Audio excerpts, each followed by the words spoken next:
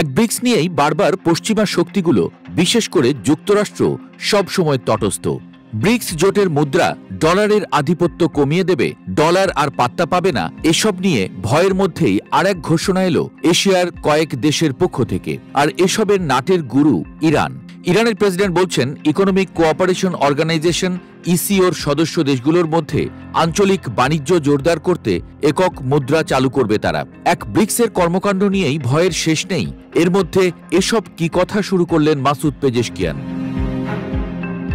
মঙ্গলবার তেহরানের মধ্য এশিয়ার দেশ তাজিকিস্তানের স্বরাষ্ট্রমন্ত্রীর সঙ্গে বৈঠকে কথা বলেন তিনি। তার ভাষ্যমতে, ইসিও সদস্য দেশগুলোর মধ্যে একটি অভিন্ন আঞ্চলিক মুদ্রা অর্থনৈতিক উন্নয়নকে ত্বরান্বিত করবে।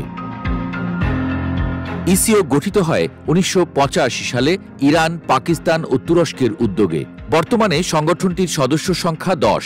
এর মধ্যে রয়েছে তাজিকিস্তান, কিরগিজস্তান, উজবেকিস্তান, কাজাখস্তান ও তুর্কমেনিস্তান সহ মধ্য এশিয়ার 5 দেশ। এছাড়া আজারবাইজান এবং আফগানিস্তানও আছে।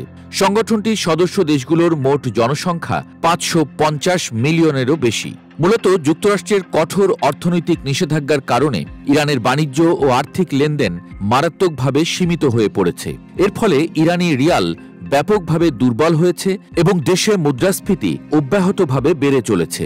আর এসব থেকে মুক্তি পেতেই ইরানের এই উদ্যোগ বলে মনে করছেন বিশ্লেষকরা। মজার বিষয় হচ্ছে, ইরান কিন্তু শুধু ইসিও দেশগুলোকে নিয়েই একক মুদ্রা বের করার বিষয়ে সীমাবদ্ধ নেই।